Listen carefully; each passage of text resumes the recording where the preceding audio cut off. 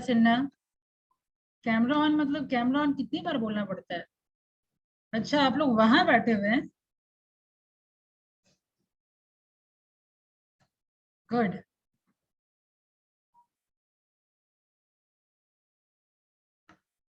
मैं यहाँ ढूंढ रही हूँ, बता देते कि भाई हम लोग वहां जा रहे हैं।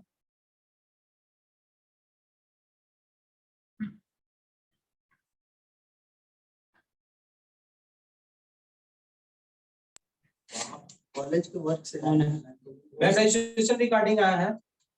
हाँ, रजिस्ट्रेशन के रिगार्डिंग आया है मैम, हम लोग का रजिस्ट्रेशन नहीं हो रहा है। ओके ओके, कोई बात नहीं, बट इन्फॉर्मेशन नहीं था ना कि आप लोग नहीं है। क्लासेस चल रही है। हेलो मैम, वैसे ही चल रहा है। कितने लोग पढ़ा रहे हैं भाई?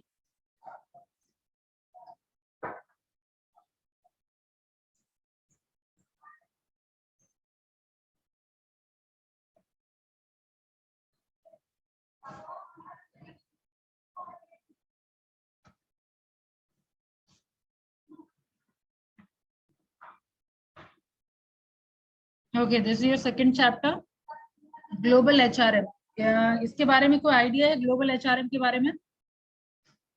इससे पहले जो हम लोग पढ़ रहे थे, सारा जो काम है आपका एचआरएम का, that was domestic HRM. Okay, क्या क्या काम है एचआरएम का?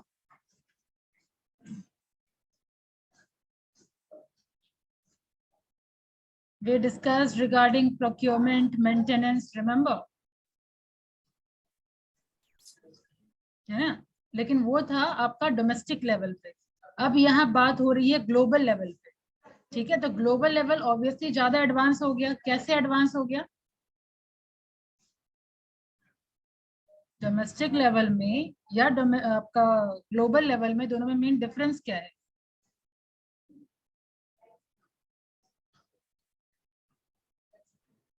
It has to be internationally also. Exactly, that's the main point कि एक तो इंटरनेशनली डील करना है, कॉम्प्लेक्सिटी बढ़ेगी बाद में। ठीक है, कॉम्प्लेक्सिटी बढ़ेगी, यस और नो? ऑपरेशन की कॉम्प्लेक्सिटी बढ़ेगी, जहां आप डोमेस्टिकली डील कर रहे हैं, डिफरेंट नेशनलिटी के लोग आ रहे हैं, तो ऑब्वियसली कॉम्प्लेक्सिटी बढ़ रही है, राइट? सबका लॉ डिफरेंट है, सिटीजन्स डिफरेंट हैं, लाइक, और सबका कल्चर डिफरेंट होगा, यस और नो?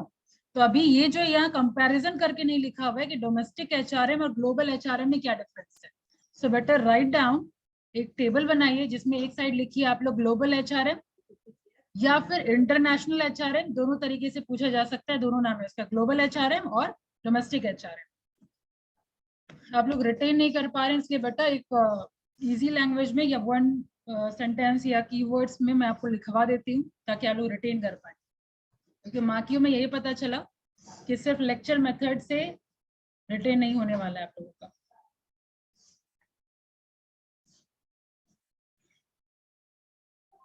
राइट डाउन एक साइड IHRM यानी इंटरनेशनल एचआरएम या फिर ग्लोबल एचआरएम, और एक साइड डोमेस्टिक एचआरएम। IHRM में एक साइड पहले लिखेंगे it is done on international level. First point, it is done on international level. It is done on international level. And domestic HRM is done at national level. It is done at national level. Example बता सकते हैं? Any example? Domestic का तो example भाई बहुत अच्छा याद कर सकते हैं आप, हमारे योग गुरु, रिमेम्बर?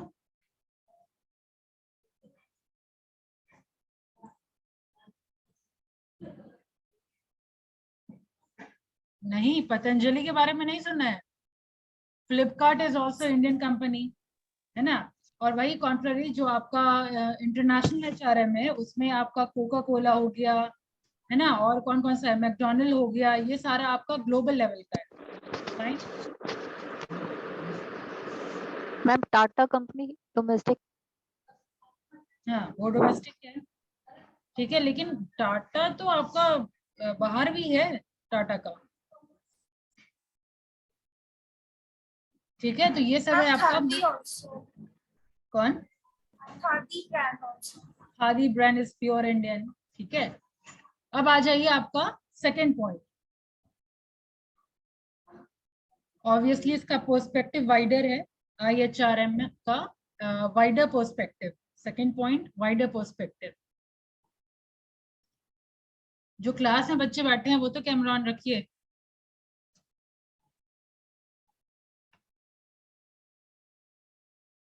पूजा सिन्हा, अमृत, आप लोग तो घर में, आप लोग का कैमरा क्यों ऑफ है? श्रेया,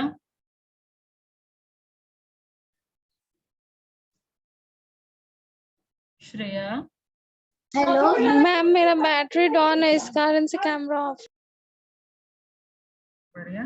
पूजा Sinha,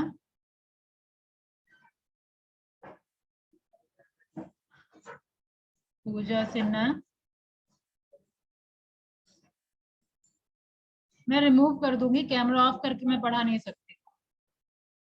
last call for you, switch on the camera, otherwise leave the class. Class में बैठेंगे तो कैमरा ऑन करके बैठेंगे। And Amrit, same message to you also. अभी नहीं हो पाएगा क्या? ठीक है, तो बाहर जाइए।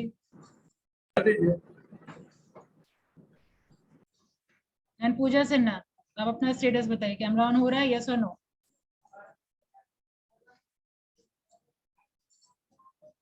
पूजा सिन्हा, कैमरा ऑन हो रहा है, otherwise I am removing you.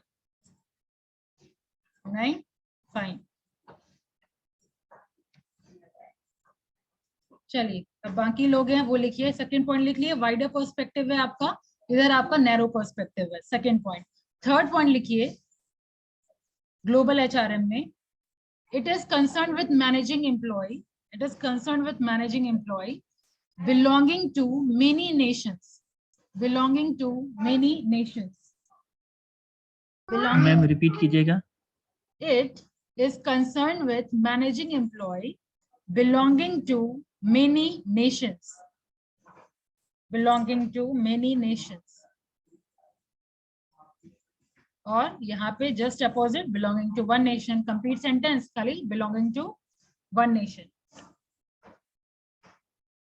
हो गया। इट इज, नेक्स्ट पॉइंट लिखिए, it is very complicated, it is very complicated as it affect, as it is affected by, as it is affected by, yeah, affected heavily by external factors, external factors such as culture difference, such as culture difference and institutional factors. Ma'am heavily के बाद क्या होगा? Heavily by external factors such as, external factor में क्या, अभी मैंने आपको बताया, कल्चर डिफरेंस होता है, लॉ वाइज डिफरेंस होता है, मैनेजमेंट कंट्रोल डिफरेंट होता है ना। जो मैनेजमेंट स्टाइल इंडिया में है, इट इज नॉट नेसेसरी कि दूसरे कंट्री में भी सेम मैनेजमेंट स्टाइल प्रिवेलिंग हो, ठीक है, ये सारा डिफरेंस होता है। तो एक्सटर्नल फैक्टर कॉम्प्लिकेटेड होता है, ये लिख लिए। अब इधर लिख लीजिए आप लोग, डोमेस्टिक HRM में, it is concern with managing limited number of HR activities at national level.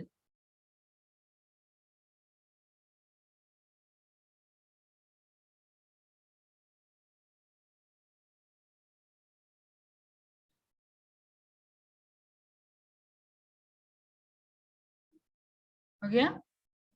अब इस साइड लिखिए, HR मैनेजर, ग्लोबल HRM में HR manager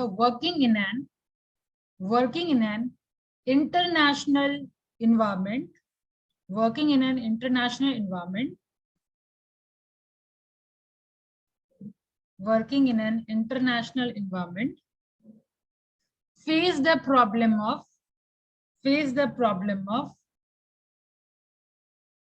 addressing HR issues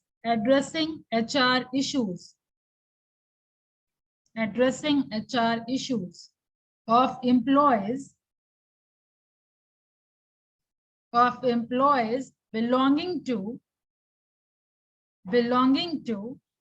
more than one nationality.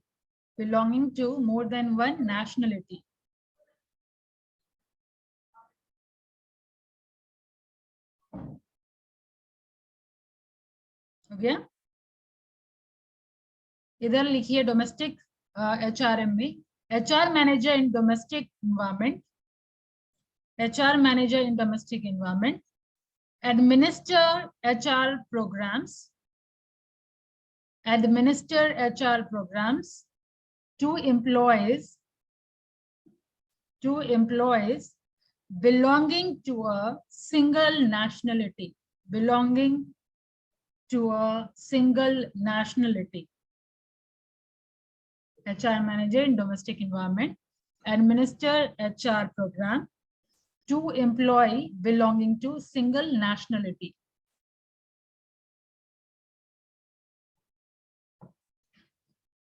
ठीक है? अब समझिए जो इवोल्यूशन हुआ था आपका ग्लोबल HRM का, किसके थ्रू हम लोग ग्लोबली इंटर कर सकते हैं. तो जस्ट ये कीवर्ड बस आप लिखते जाइए. आइदर थ्रू एक्सपोर्टिंग हम लोग करेंगे, या फिर लाइसेंसिंग के थ्रू करेंगे, या फिर फ्रेंचाइजिंग के थ्रू करेंगे. यही सारा तरीका है ना, या मोड है जिसके थ्रू हम इंटरनेशनली अपना बिजनेस लेके जा सकते हैं. ये सब आप लोग इंटरनेशनल बिजनेस में पढ़े होंगे. एक्सपोर्टिंग के थ्रू, लाइसेंसिंग के through. You need to write these words by exporting, by licensing or by franchising we reach to the global market. ठीक है, ये मोड है. अब यहाँ बात हो रही कितने टाइप का कंट्री होता है. अगर HRM के पर्सपेक्टिव से बात करें तो टाइप्स ऑफ कंट्री लिखिए. ग्लोबल HRM में टाइप्स ऑफ कंट्री, तो 3 टाइप का कंट्री होता है आपका. Number 1 is host country, number 2 is parent country, number 3 is third country. 3 type का कंट्री होता है ग्लोबल HRM में. ये 3 कंट्री के बारे में डिस्कशन करेंगे. तो ये तीनों होता क्या है समझते जाए, मैं लिखवा दूंगी. 3 समझ गए? 3 टाइप का कंट्री कौन कौन? होस्ट, पेरेंट और थर्ड कंट्रीज. अब ये होस्ट मतलब कौन? होस्ट मतलब जिसके घर गेस्ट आता है वही होस्ट हुआ ना. यस और नो? तो जिस कंट्री में किसी कंपनी का सब्सिडियरी अगर है तो that will be considered as host country. Okay, समझ आया? जैसे एग्जांपल अगर मैं दूं, IBM USA बेस्ड कंपनी है. IBM is a USA based company. अब IBM का अगर यहाँ इंडिया में भी है तो इंडिया का जो सब्सिडियरी है ना, तो IBM के केस में India is a subsidiary country, sorry host country. ठीक है, क्योंकि IBM का सब्सिडियरी यहाँ पे है. ठीक है, तो एक लाइन बस लिख लीजिए. Host country is the country host country is the country where the subsidiary country of MNC is located. Host country is the country where the subsidiary company of MNC is located. Host country is the country where the subsidiary company of MNC is located.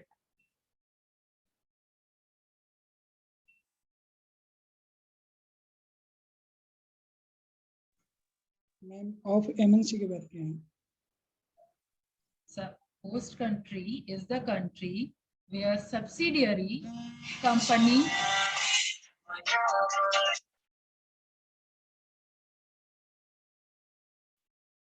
क्या लिखा है मैंने? Subsidiary company of MNC is located.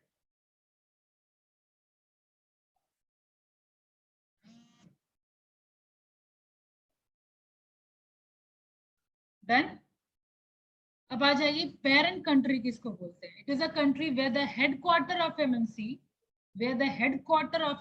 Is located. जहाँ पे headquarter किसी company ये MNC का located है, वो हो गया parent company. Ma'am parents parent, हाँ, PARENT, पेरेंट कंपनी,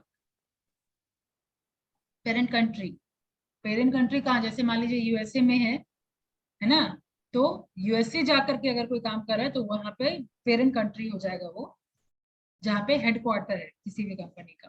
ठीक है, अब थर्ड कंट्री में आ गया आपका, थर्ड कंट्री जहां से आप लेबर, फिनांस या अदर इनपुट लेके आ रहे हैं, that will consider as third country. जैसे मान लीजिए यूएसए में मैंने बताया IBM है, इंडिया वो आपकी होस्ट कंट्री हो गई।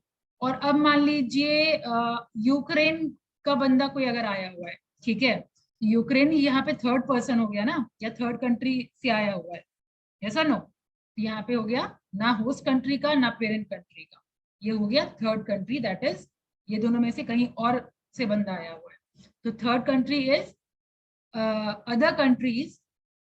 other countries that may be the source of labor, finance and other input.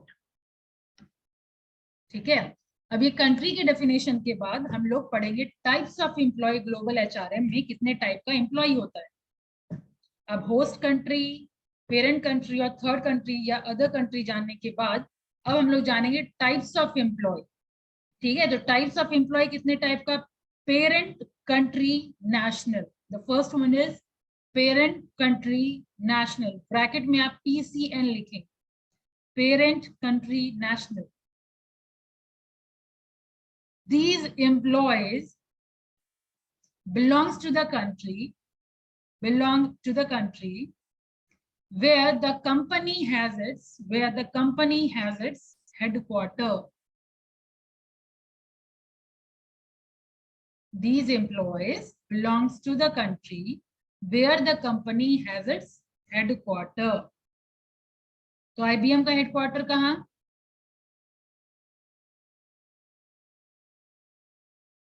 अभी डिस्कशन हुआ ना, IBM का हेडक्वार्टर कहाँ है, यूएसए में। तो यूएसए का बंदा अगर आकर के काम कर रहा है तो वो कहलाएगा पेरेंट कंट्री नेशनल। ठीक है, वैसे एम्प्लॉय को हम लोग कहेंगे पेरेंट कंट्री नेशनल। अब थोड़ा दिमाग लगाइए, इसका एडवांटेज क्या क्या हो सकता है। जनरली जापानीज कंट्री वगैरह में या कंपनी में आप देखते होंगे ये लोग जनरली अपने एम्प्लॉयज को ही रखते हैं, टोयोटा हो गया, ये सब में अपने एम्प्लॉयज को रखते हैं। ठीक है, तो इसका फायदा क्या हो सकता है, दिमाग लगाइए।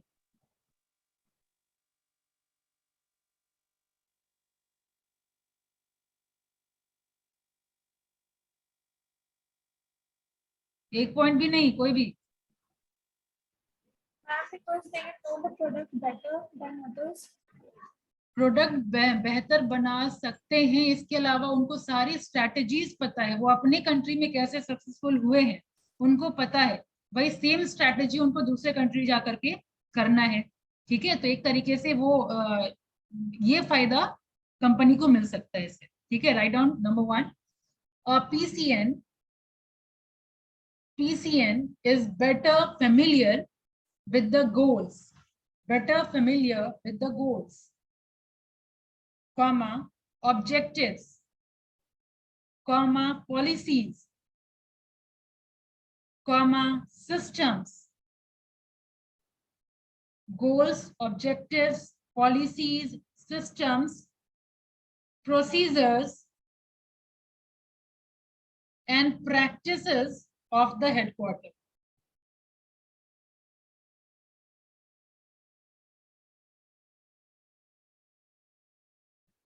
PCN is better familiar with the goals, objectives, policies, systems, procedure, and practices of the headquarters. Then, second advantage, he can more effectively communicate and maintain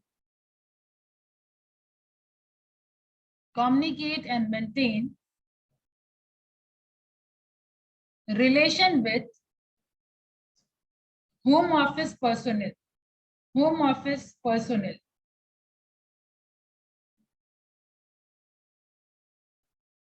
Next, he can easily exercise to control, exercise of control, he can easily exercise of control over subsidiary operation,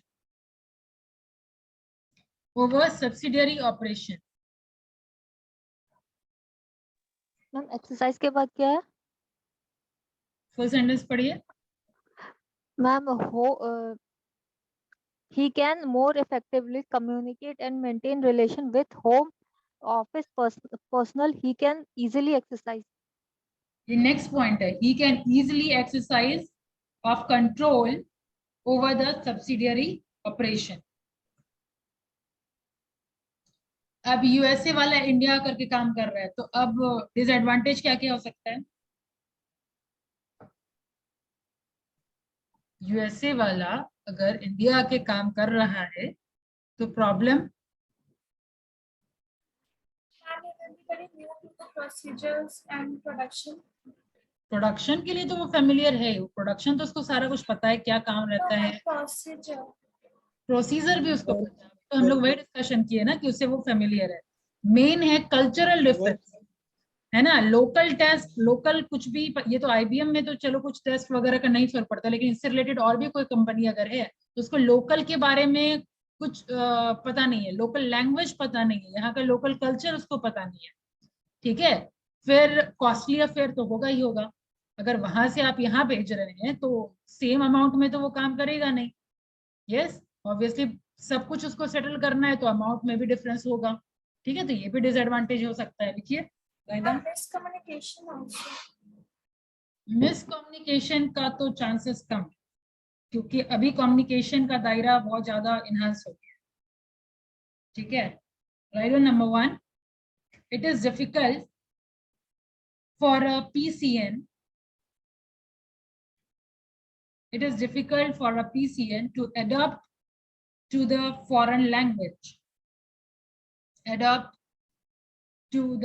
language, comma, culture, comma, socio-economic, comma, political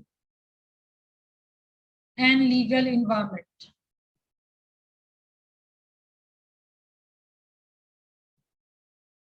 second, costly affair तो लिख ही लीजिए, it is too costly for the firm to send him and his family to the subsidiary, या कोई भी अपने language में।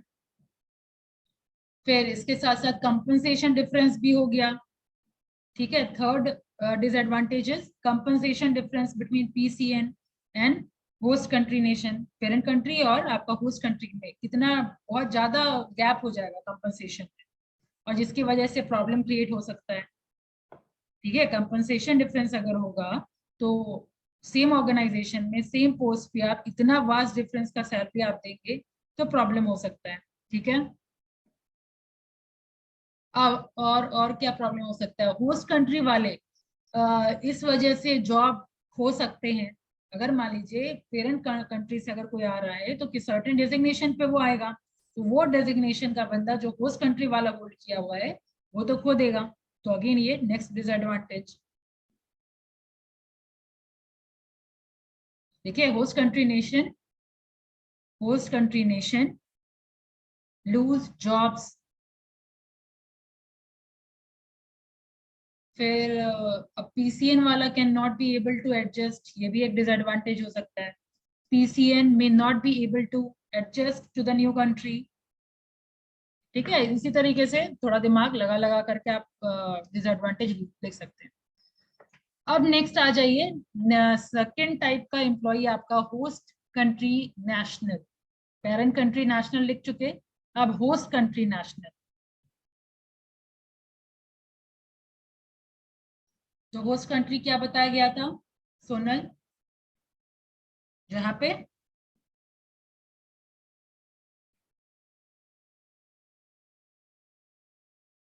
Host country क्या बताया गया था?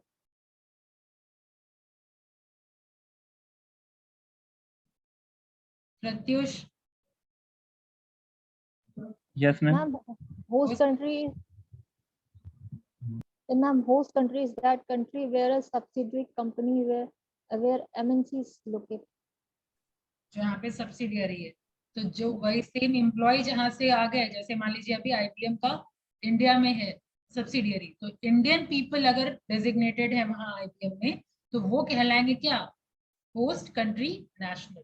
Write down, host country national belong to the country, host country national belong to the country where the subsidiary is located. तो जस्ट अपोजिट इसका एडवांटेज होगा, वहां पे कल्चर वगैरह से वेल नोन नहीं था, यहाँ पे they are well known. Advantage में लिख लीजिए, they are familiar with the culture, social and political factor and business practice. फटाफट रफली लिखते चले जाइए. फिर कॉस्ट के मामले में अगेन वहां पे महंगा था, यहाँ पे आपका लेस कॉस्ट होगा, HCN कॉस्ट लेस.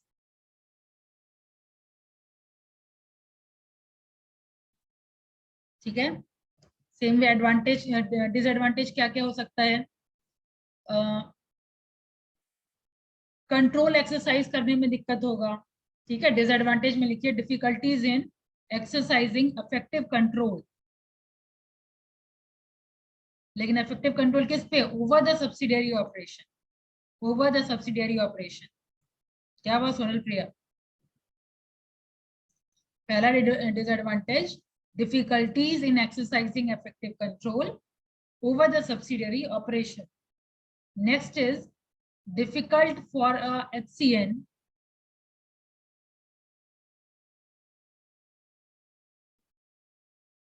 जैसे आप कम्युनिकेट वाला जो पॉइंट बोले थे, ठीक है, तो यहाँ पे आप बोल सकते हैं difficulty in communication.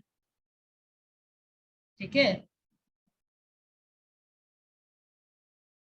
Next, less opportunity for gaining international, less opportunity in gaining international and cross cultural experience.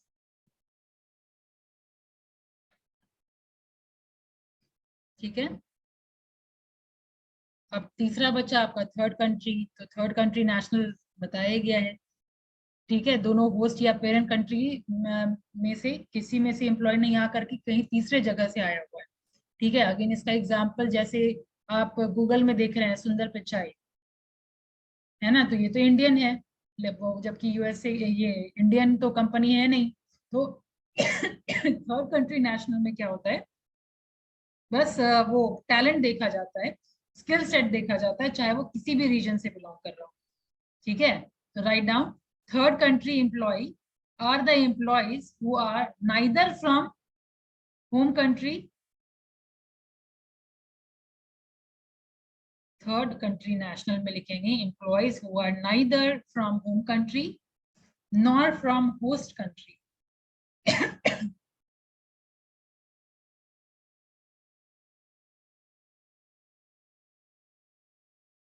ठीक है. तो ये था आपका तीनों एम्प्लॉय का आपका definition.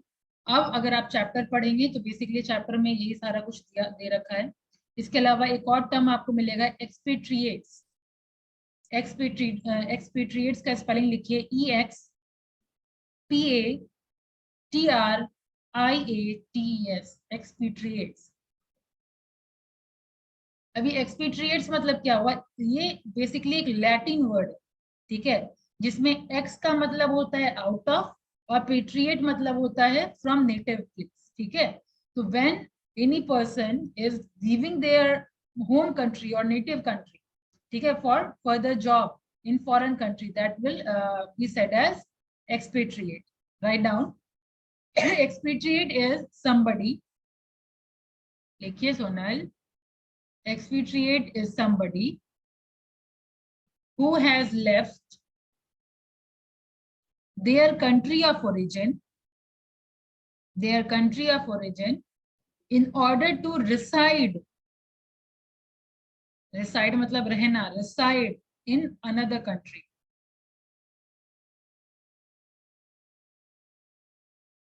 An expatriate is somebody who has left their country of origin in order to reside in another country.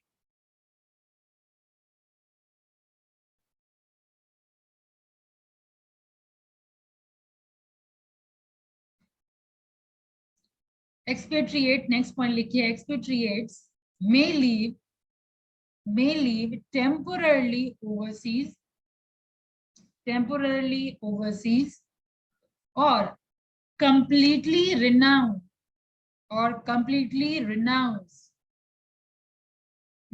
का spelling RENOUNCE, completely renounce their citizenship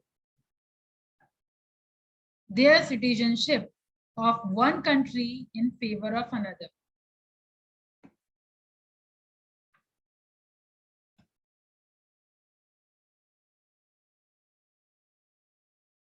One country in favor of another.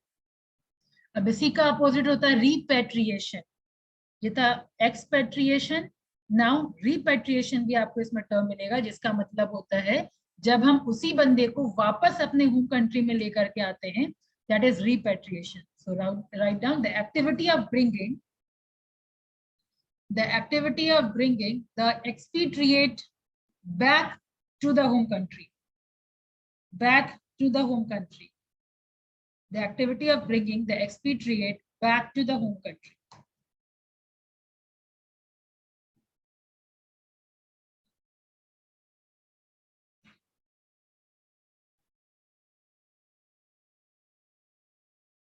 ठीक है, तो यही है आप लोगों को पढ़ना है यहाँ पे.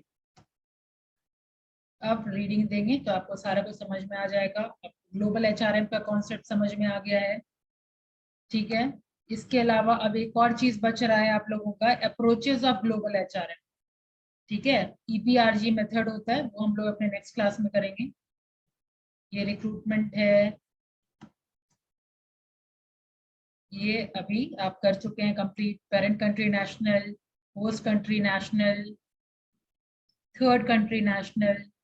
अब ये जो है आपका स्टाफिंग पॉलिसी मतलब अब इंडिया से US से जाना है तो वहां पे जो ट्रांसफर अगर हो रहे हैं तो उसका डिफरेंट अप्रोचेस होगा, डिफरेंट पॉलिसीज होगा. ठीक है, यहाँ पे स्टाफिंग पॉलिसी क्या है कि अपने कंट्री से लाओ. डोमेस्टिक के केस में यहाँ पे हम लोकल यानी तो जो आपको अप्लाई कर रहे हैं उसको आप हायर कर रहे हैं. ठीक है, अगर नेशनल लेवल पे है तो. लेकिन अगर आप इंटरनेशनल पे कर रहे हैं तो ये EPRG मेथड पे होता है या EPRG अप्रोच पे होता है. ठीक है, ये हम लोग अगेन इससे क्वेश्चन आता है करेंगे नेक्स्ट क्लास में. ऑलराइट,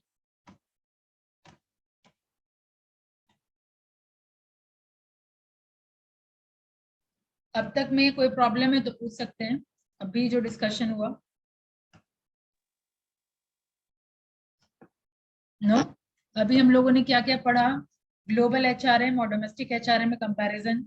इसके अलावा कितने टाइप का कंट्री होता है, इसके अलावा कितने टाइप का एम्प्लॉइज होता है, ये हम लोगों ने देखा.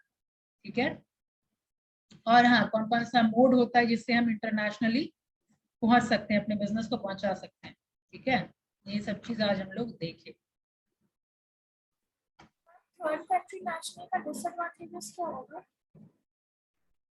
थर्ड का तो इसमें भी वही है, कॉस्ट तो लगेगा आपको. अगेन वही मैं बोल रही हूँ ना, दिमाग चलाइए, तो वही तो सिखाया गया दोनों अप्रोचेस. इसी तरीके से दिमाग लगे और क्या क्या हो सकता है. कल्चर डिफरेंस उसको भी हो सकता है कि नहीं. वो जो लैंग्वेज का प्रॉब्लम है उसको भी हो सकता है. बस एक होस्ट कंट्री में है ना जो लैंग्वेज का प्रॉब्लम ना हो या कल्चर समझने में प्रॉब्लम ना हो. बाकी कम्युनिकेशन का डिसएडवांटेज है, लैंग्वेज का डिसएडवांटेज है, कल्चर का डिसएडवांटेज है. इस तरीके से सोचिए, दिमाग लगाइए. मेन मोटिव है मछली पकड़ के देना नहीं, मछली पकड़वाना सिखाना. That is main proverb if you remember.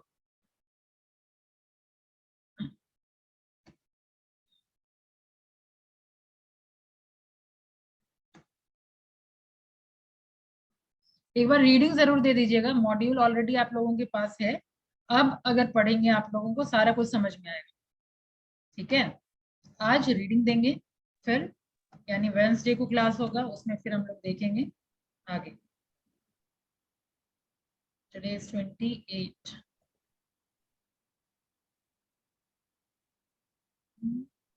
Friday को तो क्लास हुआ था ना अपना.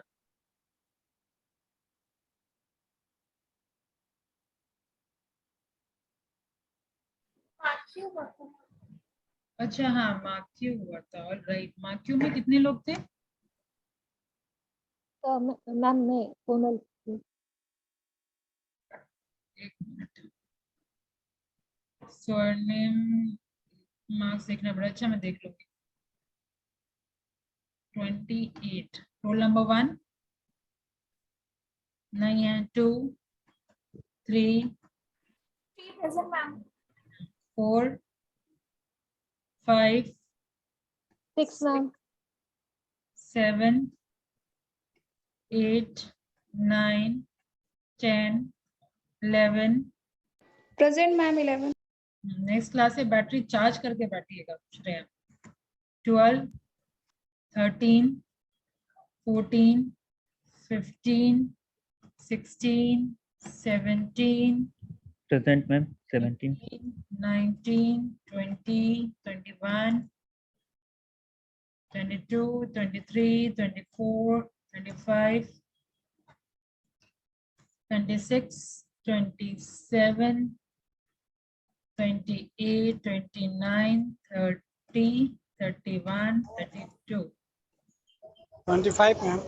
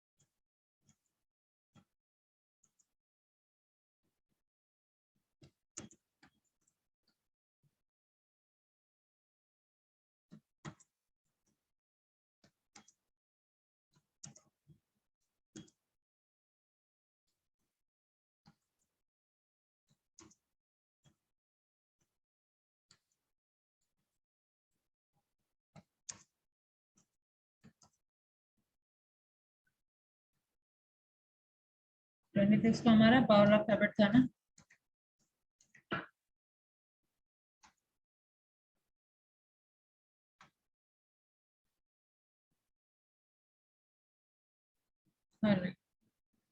ठीक है, thank you, see you next class. Thank you ma'am.